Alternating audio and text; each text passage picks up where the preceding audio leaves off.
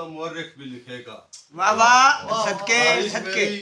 کل کا مورخ بھی لکھے گا میں وقت کی سولی پہ انا لے کے چلا. سبحان اللہ. ہاں واہ واہ. میں دعوت دیتا جناب غلام اسحاق خان دستی صاحب کو کہ وہ اپنے خیالات کا اظہار کریں. شروع اللہ تعالیٰ کے پاک نام سے جس کے قبضہ قدرت میں میری اور آپ کی جان ہے. آج کی ہماری محفل کے مہمان میزبان ضلعی صدر ہمارے پاکستان کی پارٹی کے بڑے غیاب حسین سامکر صاحب، میرے انتہائی قابل احترام پروفیسر مزمل صاحب، قاضی احسان صاحب، شفیق خان میرانی صاحب، گروانی صاحب، تمام دوستو السلام علیکم.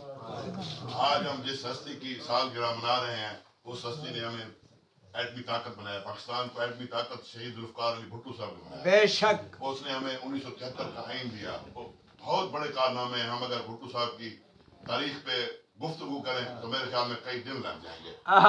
نعرہ بھٹو جیے بھٹو جیے بھٹو.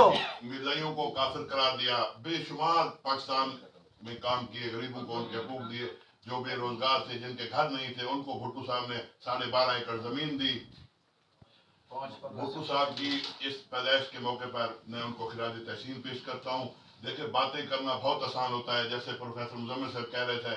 میں سلیمان اس کی جو سہیل وڑائچ صاحب ہیں ان کی ویڈیو میں بھی سن رہا تھا.